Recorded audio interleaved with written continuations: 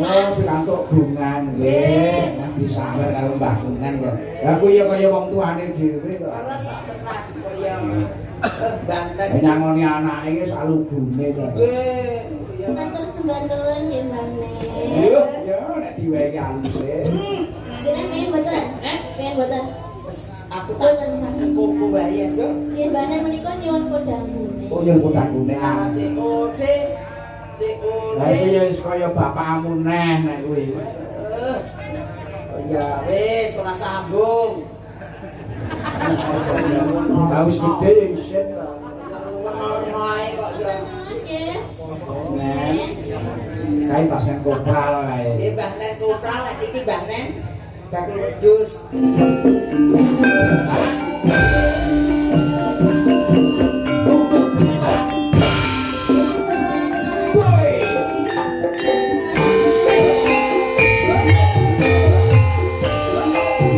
Saking kota Pacitan kaya ngopo? Jogete kaya ngopo sepak terjane. Ah. Walang kakek Duk. Yo.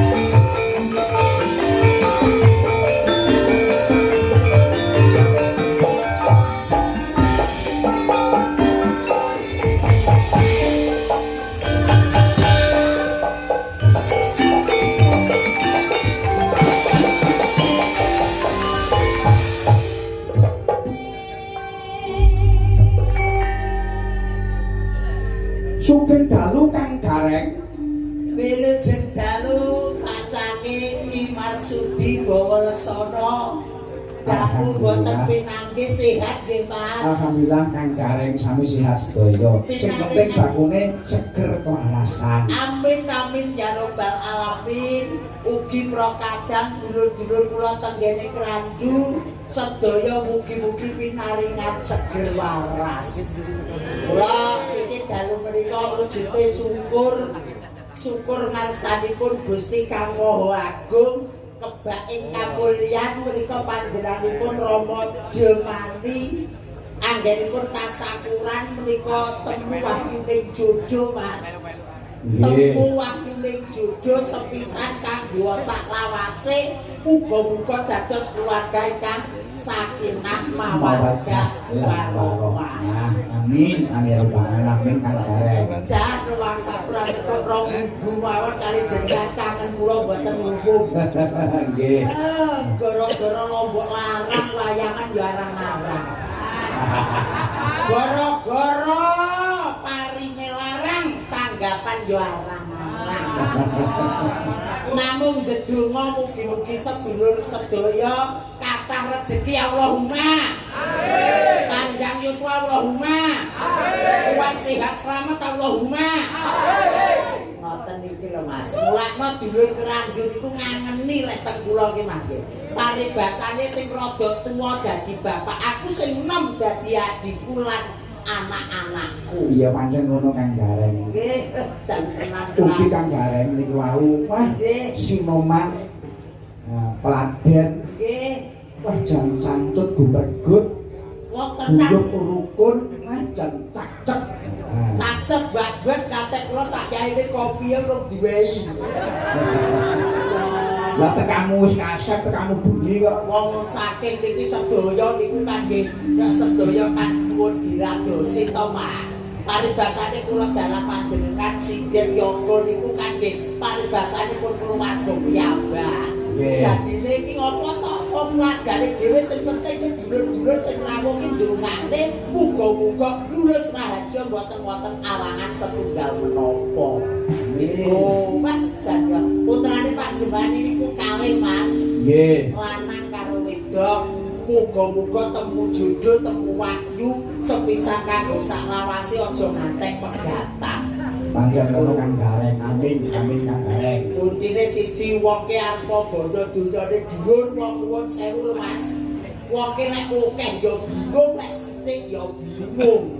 Lah sifat wong ya kang gareng. Nggih, akeh ya bingung, sithik ya bingung. Kula wong tenggene alam dunya niku ikhlas lillahi taala kados Pak Jumani anggenipun tasakuran dipun ijabahi dening Gusti Kang Maha Agung. Nggih pancen tasakuran adento ketok lokak ning sejatine saya kebak ya kang gareng. Ora lokak saya kebak, ora mutah saya mutung.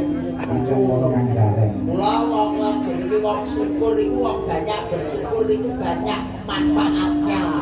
Mula ya kene lek wong sugih ku aja ngantek lareke bersyukur. Niku nek lek bojone akeh.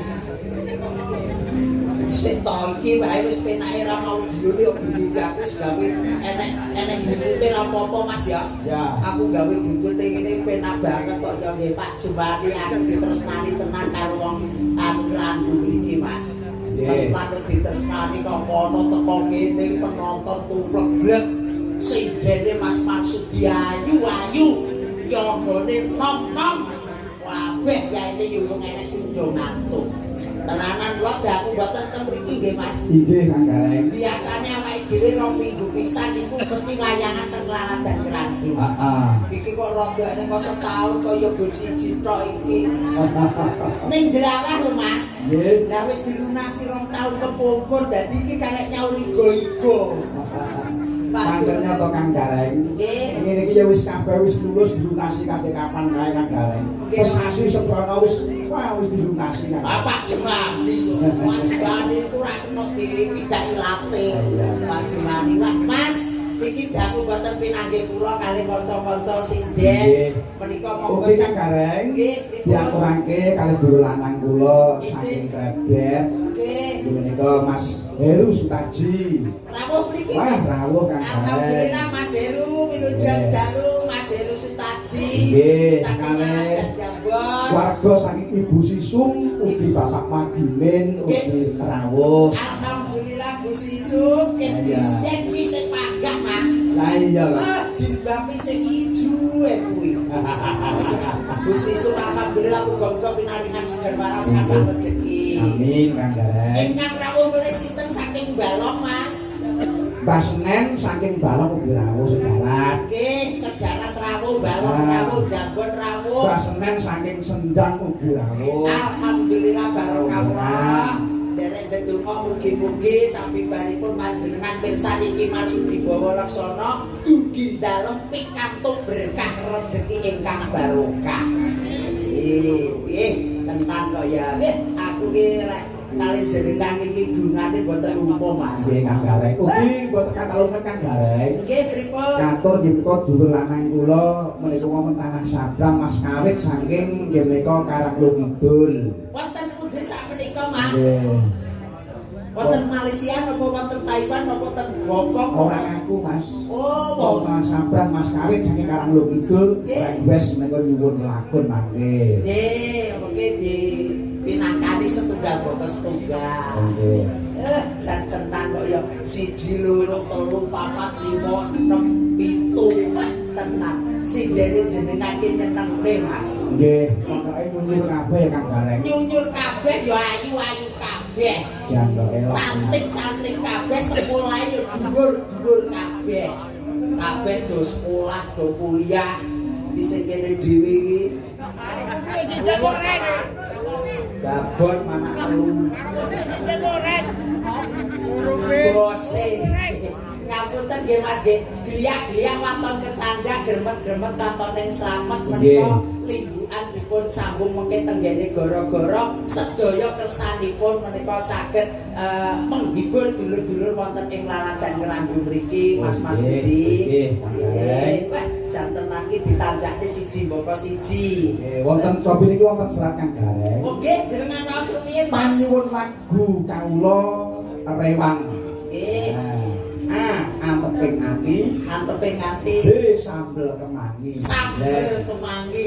Terus Lan saking kawula Karang Taruna Eyang Setono. amin amin amin. Muga-muga tetep guyub agawe santosa. Amin amin amin. Wonten arih pepeling. Pepeling dipun pinangkani. Nggih. Wah, caketan kok ya. Ditanjakne setunggal bapak setunggal nggih, Mas. Nggih, Masudi. nggih.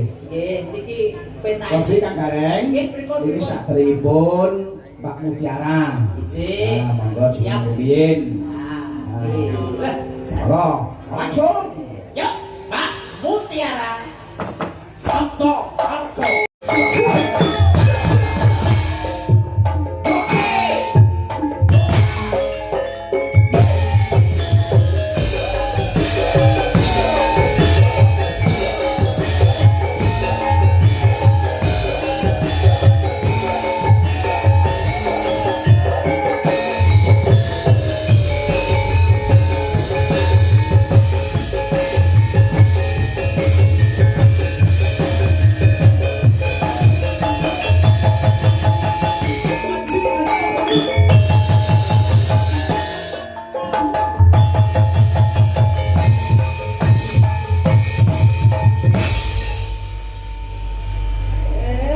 Jangan yuk ngomong asik karo pakku dhewe. Mutiara. Mutiara bapak lenggah wonten mriki. Kok rono kuwi malah goreng ki mosok pakku goreng.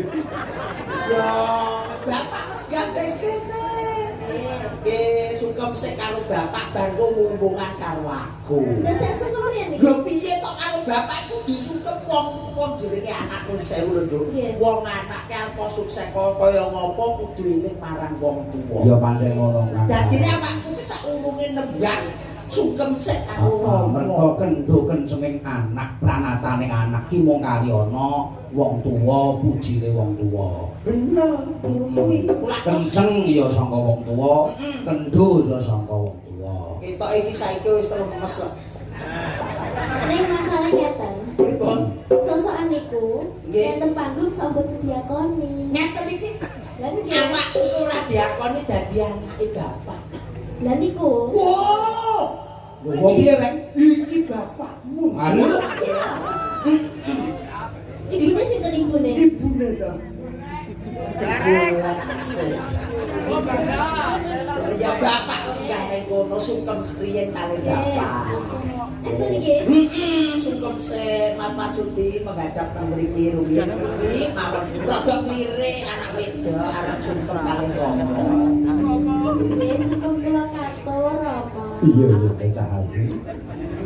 Sing kamu ndak tompo kan dibombong bunga ati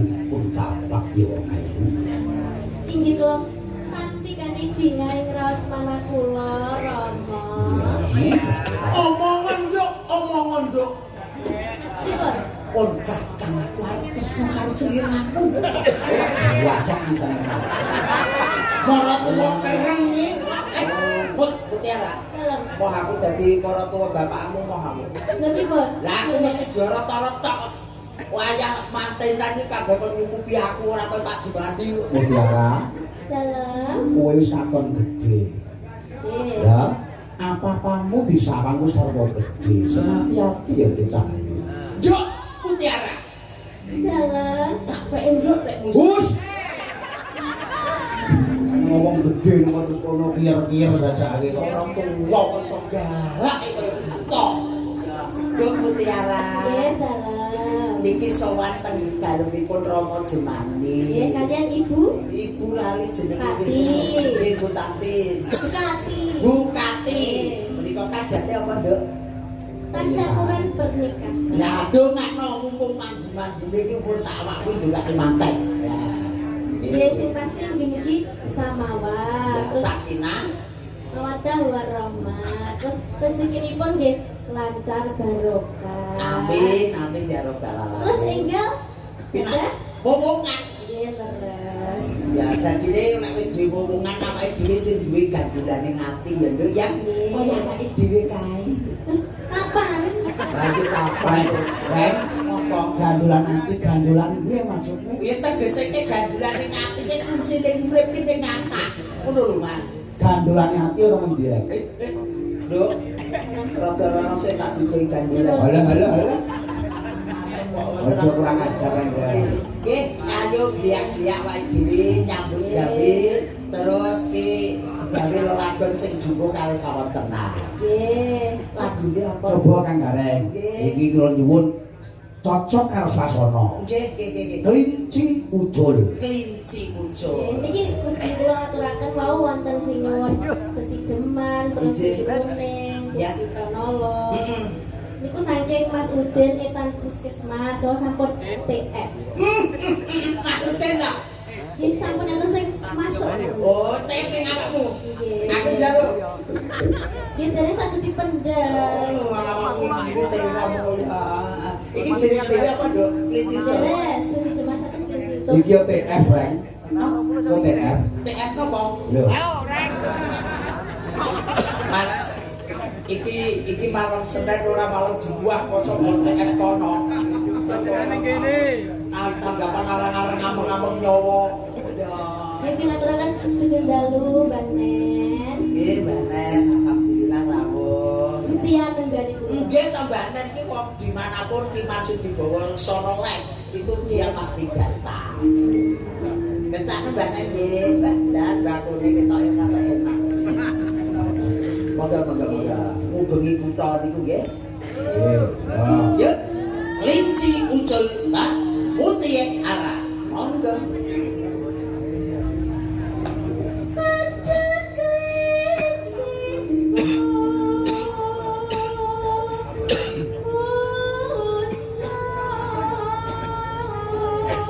Yo, kira-kira. Andani kok bocah lek iki mesti swarane mesti kepenak.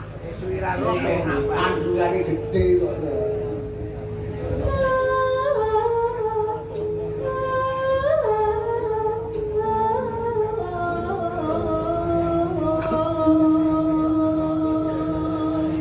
Biyen cilik lho rek. Nggih, tenan biyen nek kene minta undang mono ae. Saiki mari sarwa gede. Aku saiki ra wani blas aku dilirik itu wis mamput kok. Ayo Nduk terus.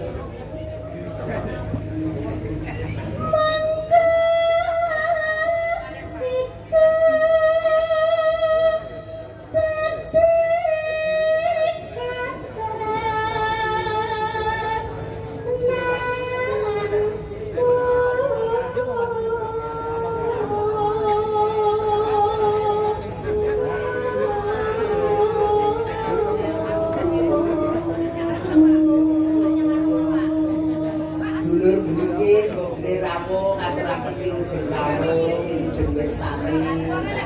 Terus Nduk.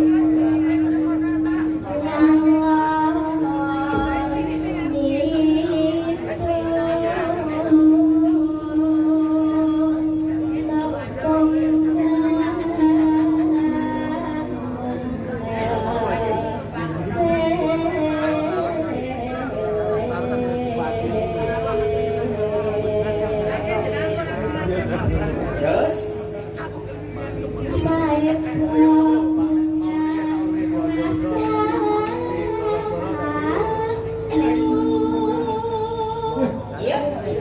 Aku jangan tak pakai lo gitu. Tak cetot-cetot top ini. Terus Aku rawat nyetop kok.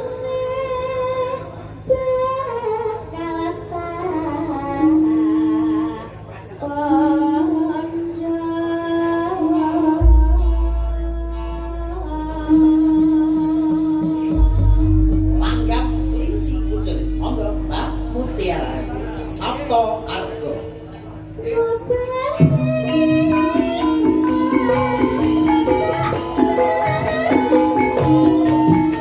Thank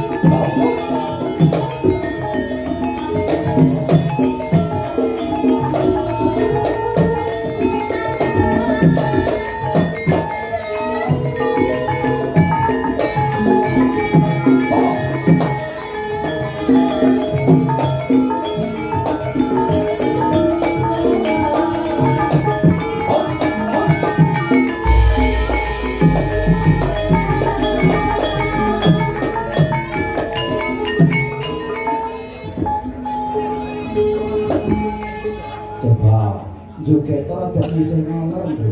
Ngalor iku ngendi?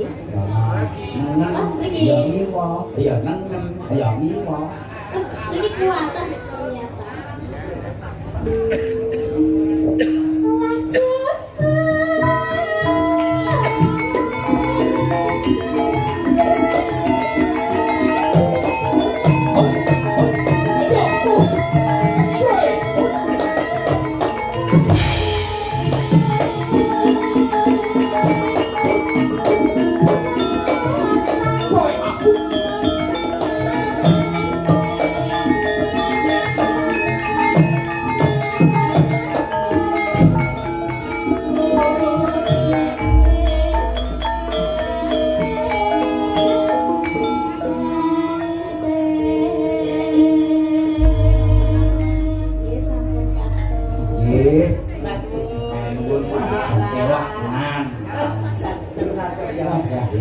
Memang pendidikan dan juga ilmu itu sangat penting dan sangat membantu mas. Di mono saiki dadi bocah dadi mahasiswi yes kaya ngene. Mula ilmu ki paling penting, mula ilmu ki regane larang.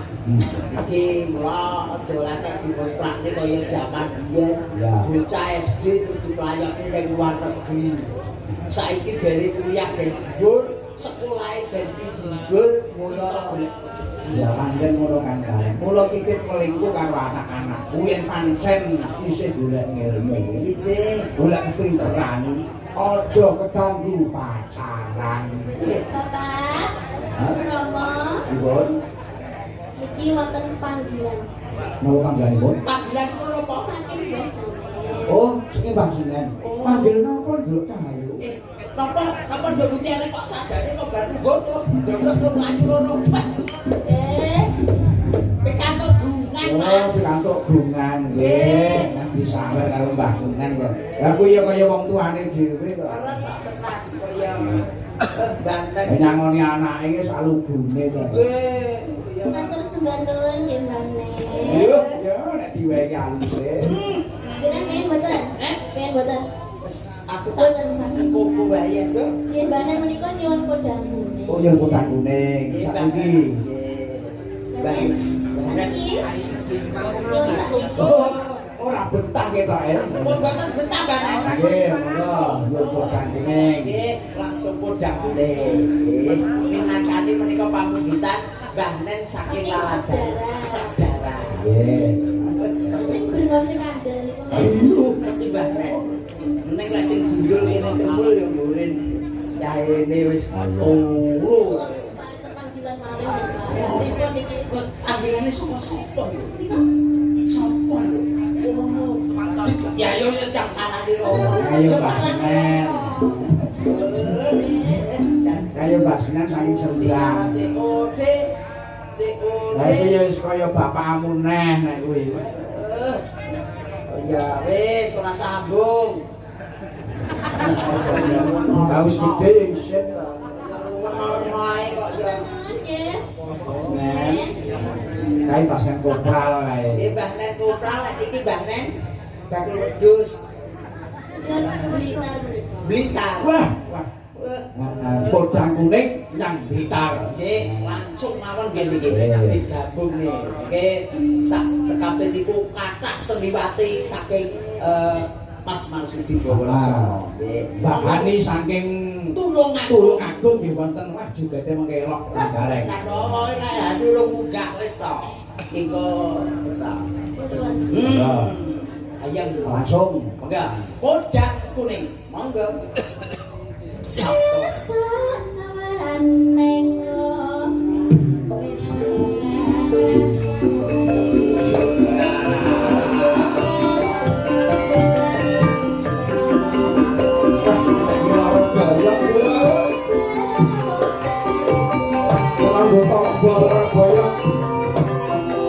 Ya.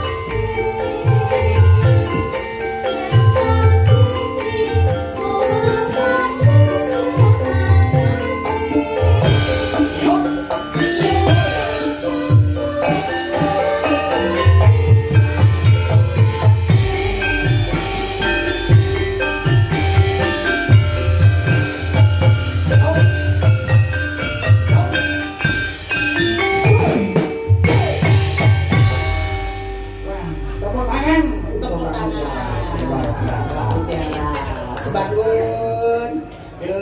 Pun tinakati 3 lagu